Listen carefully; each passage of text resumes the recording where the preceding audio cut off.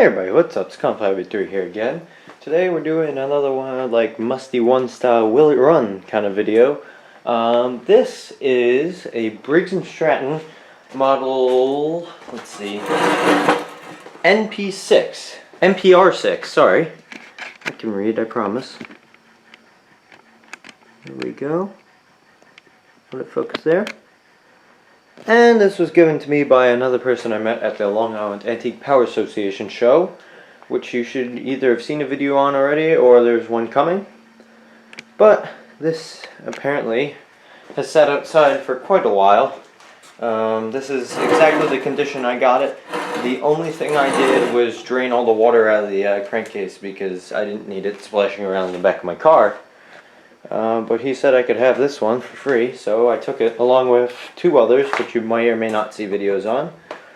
But this was arguably the most interesting of all of them, so I figured I'd take it. Why not? So, in this video, I want to see if I can get it running. This might be quite a long video, I might even break it into parts, I don't know, we'll have to see. But, as of right now, all I know is that it's kind of rusty on the outside. It turns and it has a tiny bit of compression, not very much though, and I believe that it was made in 1948. I'm going to double check the serial number, and we're probably going to have to pull the flywheel off so we can check, but I remember it being from the later 40s. So, without any further ado, let's get right into this thing. So I know the lighting in here isn't great. I'm in my garage currently, and it's nighttime, so I can't even get the natural light in here. Whatever, so I apologize for shadows or any of that. Lights are kind of behind me. I might rearrange it, whatever. The first thing I want to do here is flip the camera screen over so I can see what I'm doing. First thing I want to try here, even though I'm very much doubting it, I want to test for spark. So I'm just going to, before I even go ahead here, before I disassemble this thing at all, I do want to grab a fresh spark plug. Throw it on here. I highly doubt it. We're going to let that sit there. Something of a pull rope here.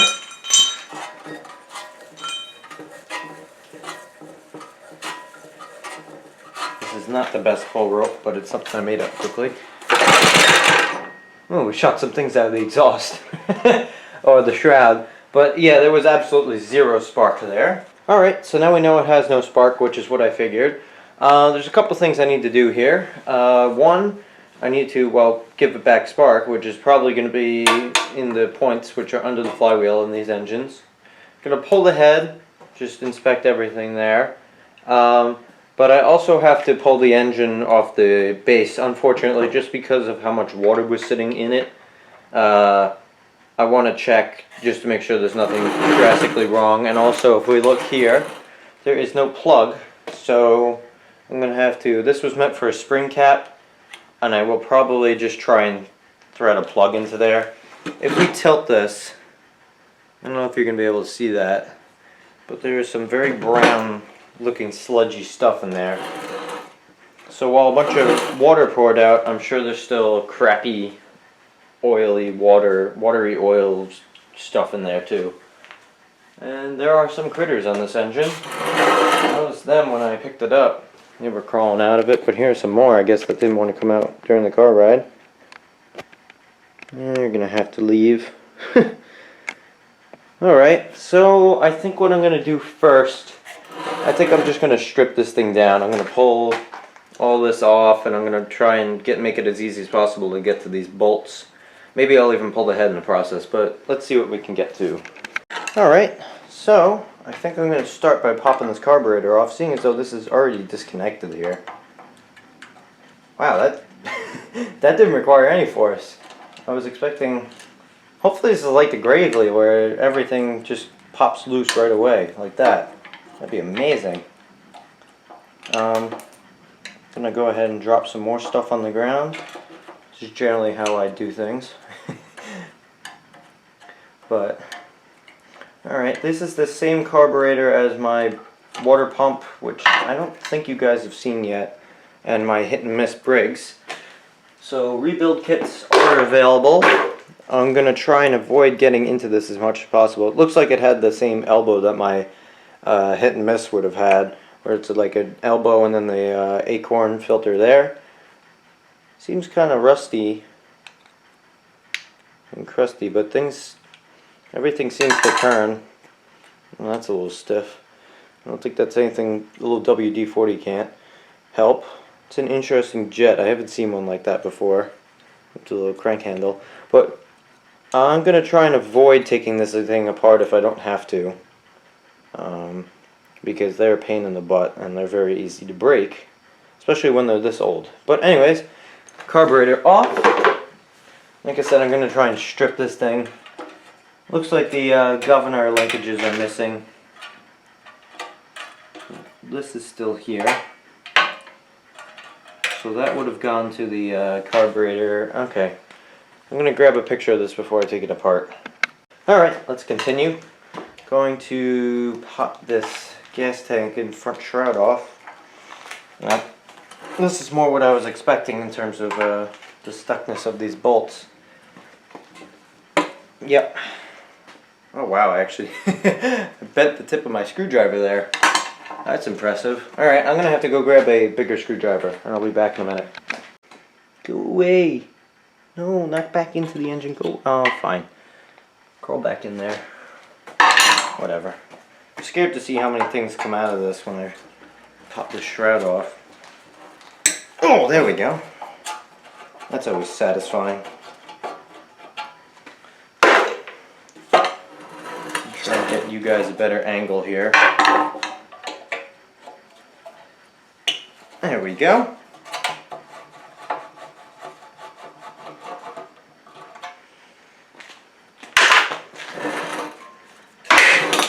There I go, dropping more stuff.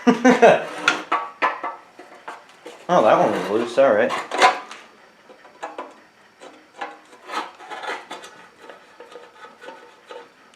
I like it when they're like that. And no, I'm not just dropping these things onto the floor. There is a bin down there. And I'm going to use as my parts bin / parts catcher. Oh my god. See, the work table I have to work with here is probably 1.5 feet by like 4 feet. But I'm using like 1.5 feet by 1.5 feet square. So it's not ideal for catching things, but here's the shroud. Oh wow, okay, so that's really not that bad. Some dirt and crap in the bottom there. For the most part, that seems pretty solid. Actually, I haven't looked in this gas tank yet.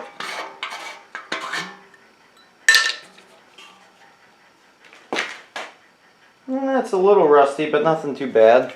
I don't know if you're going to be able to see in there. There's a little rust right around the sediment bowl and the outlet here, but the rest of it really doesn't look that bad. I'd be willing to put gas in it. More critters. Alright, cool. So we have the flywheel exposed here. It looks like we got a couple broken fins. 1, 2, 3, 4. 4 broken fins. And the good old square 4-bolt coil there, which hopefully isn't bad because those things are annoying to find. Virtually no end play. That's all good. Cool. So I'm going to go ahead and pop the flywheel off, I think.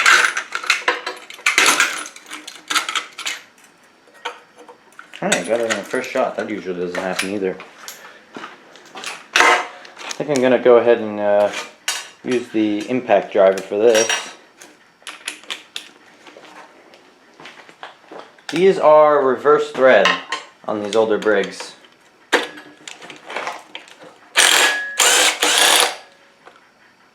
That was easy.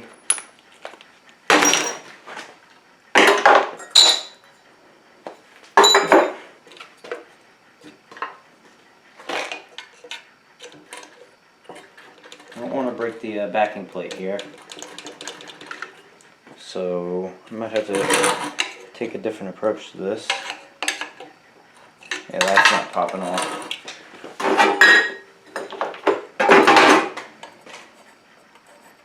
Go ahead and thread the nut back on and grab a hammer, and you can tap the nut. It should pop the flywheel right off.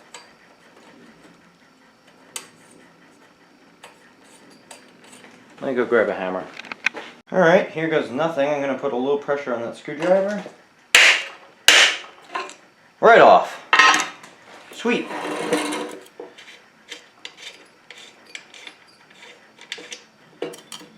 Flywheels are smaller than I remember them being. Let's see, in the back of this... Hey, I was right, 48. These Briggs & Strattons have the date cast right into the flywheel there. I think you can see that. It says 48 on it, so it is a 1948.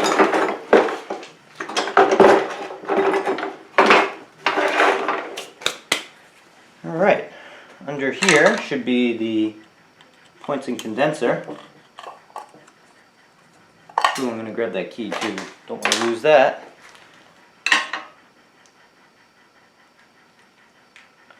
Just put that on the side for now because I'm going to hopefully button this right back up. The weight of that gear reduction is pulling the thing over without the flywheel weight on it. That should pop right off. Alright, cool. Looking pretty good here. I can actually spin it over with the gear reduction. Okay, so interestingly, this happened with my pump as well. If I spin this over, the points are not actually opening or closing, which is generally due to this little rod here that moves them up and down being stuck. So, what we can go ahead and do to fix that is actually pop these points out of the way here. I believe that these pop off. Maybe. I don't want to break anything. Oh, there they go. Those pop out of the way. And this little rod is pretty stuck. So, go ahead and do is be careful not to crush it. But I'm going to grab a pair of vice grips here. Try and work it. There we go. So it pops right out. I gotta take this bolt off for the points. Probably gonna have to re-gap them anyways.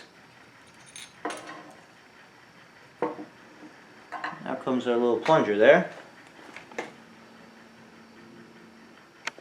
So that's the little plunger that works the points, and as you can probably see, it's pretty gummy. So I'm going to go grab some sandpaper and a little WD-40, and that should fix that problem. Alright, so I've got some really fine grit sandpaper here, and what I'm going to go ahead and do is just sand this ever so slightly. You can see what I'm doing here, just spinning it. Take some of that crap off there. Do the same here.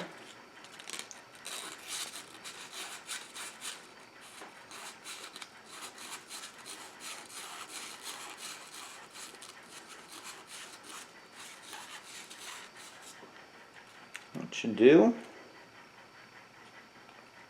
Yeah, definitely took some crap off that. And I'm going to go ahead and throw a little WD-40 down in there. I'm sure you could probably use regular 3-in-1 oil too.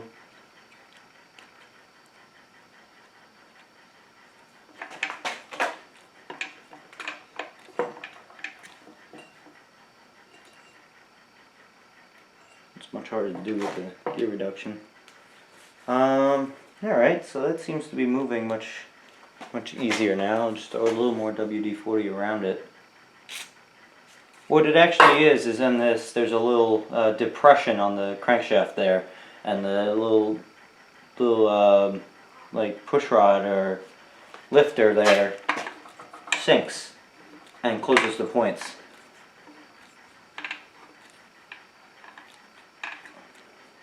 Alright, so it seems to be working nice and free now.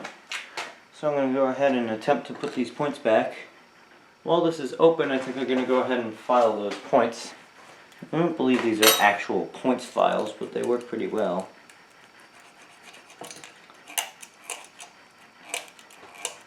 The points really aren't that dirty. I was expecting a lot worse. There we go. Satisfying little click. So hopefully we should see that the points close and reopen now. Sweet, they do. So if I spin this over, they just closed. You can see them open and closing hopefully. And now they're open again. Sweet. Alright. So I'm going to be optimistic and go ahead and put this cover back on. Don't actually remember which way it went. Probably like that. Let's go ahead and check it for spark now. You know what, I'm actually just going to pull that plug so we don't have any compression. I'm going to spin this around here so I can see and pull the engine over at the same time. Grab a hold of this muffler. Cord around here. Oh man, I don't have any spark. Damn it. Alright. Something leads me to believe it's still something with the points. Maybe they're not adjusted right. But I don't have a set of feeler gauges, so for now I'm gonna say let's move on. I tried for now, so I'm going to continue the disassembly process here, I think. And I'm going to pull the head off. Let's see what's under the head.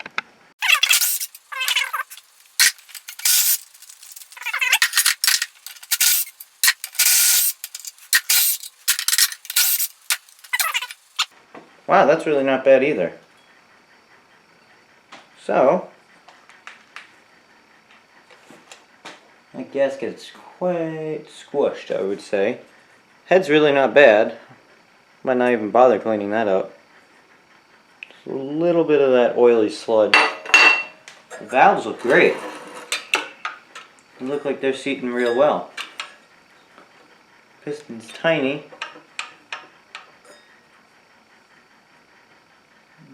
Yeah, there's there's some slop on that piston.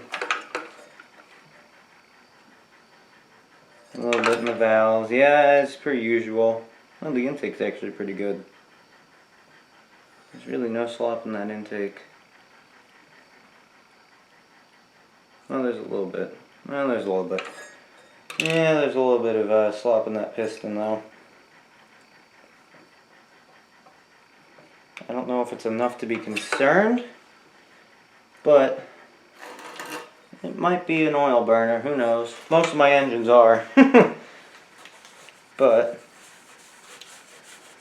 just gonna clean this up with my shirt. I'm not even gonna try and pop that head gasket off there because it's pretty squished and it will probably just snap into a million pieces. And this wire actually is pretty stiff, not pliable. It's like a rock. But alright, that's really not bad. Aside from some wear. Let me get you a better shot. Alright, so I bent the wire out of the way here. Hopefully you can see the amount of slop in this. I don't know if you're going to be able to.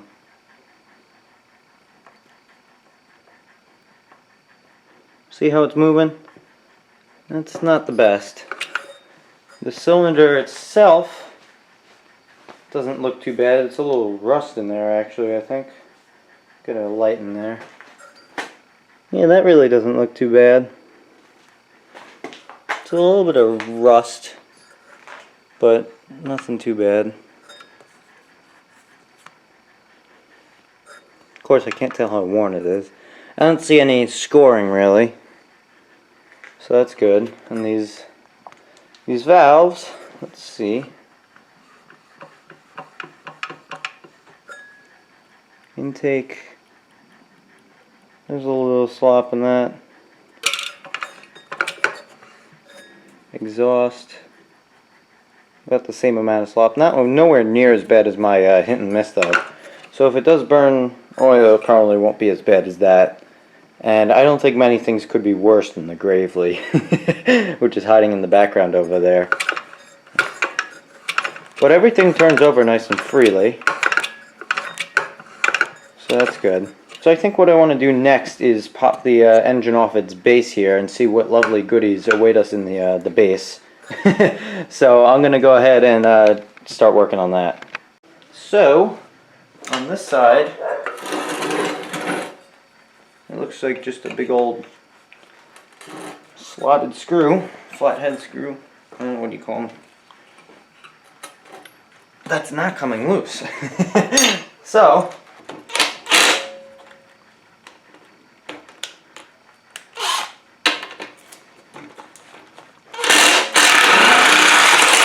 well, that worked well. It's a long bolt. Try and keep the whole engine from spinning here.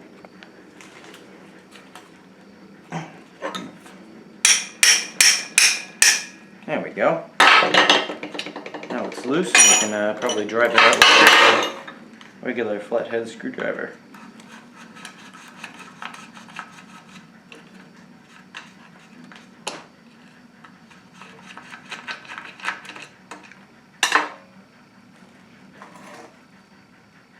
Something now smells weird. It's a little concerning. Alright, I really want to try and save this gasket if I can. Ugh. Oh boy. So much for saving that gasket. Oh man. Looks like I'm going to be making a new gasket sometime soon. That's not really a gasket anymore. I think what's grosser though is what's sitting in this. So, you can see the underside of the engine there. But that looks appetizing, doesn't it? It smells gross. I don't even want to. That's like a tiny bit of oil and some other crap. I don't even know what that is. That's going to go get dumped immediately, I think.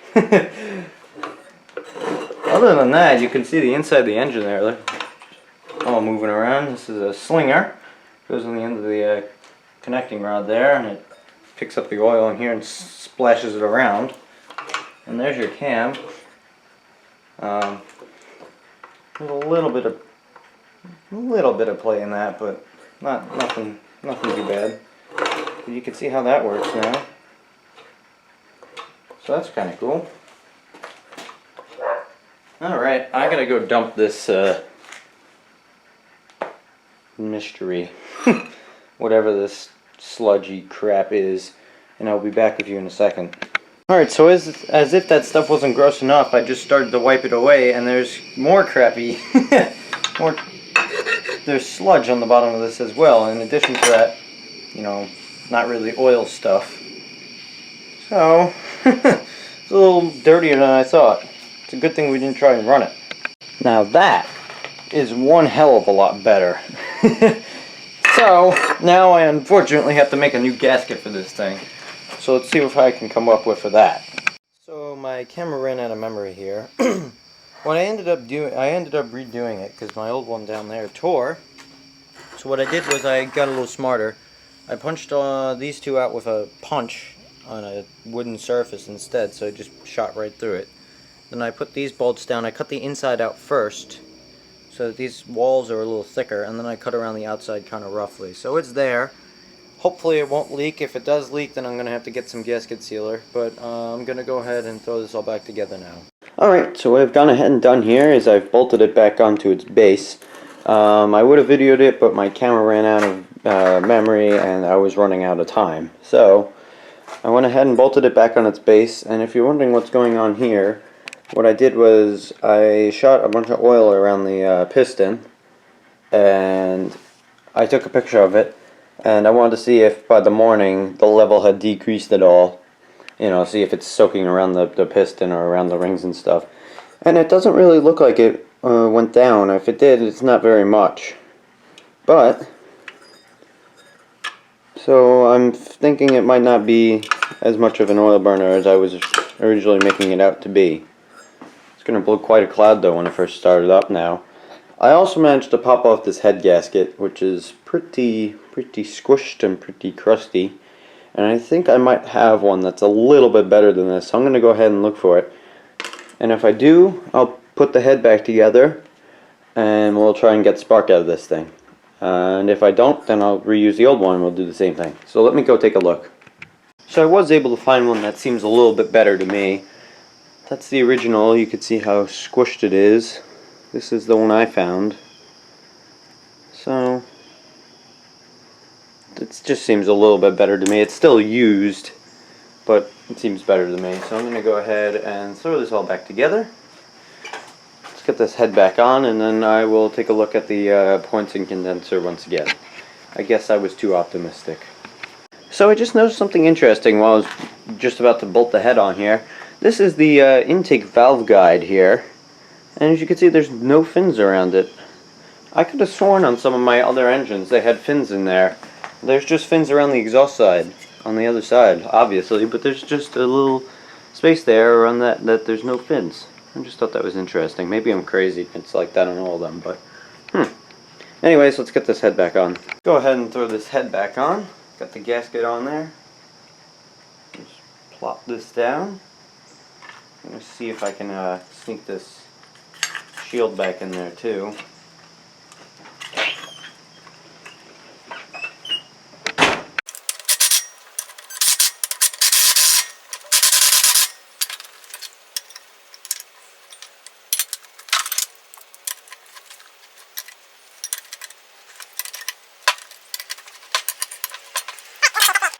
So guys, this video ended up being very long, so what I'm going to go ahead and do is break this large video into 3 separate parts. So this is going to conclude part 1. I think we made a lot of progress on this. The engine seems to be pretty healthy. I think it will be a runner. So thank you guys for watching, and I'll see you in the next one. Bye.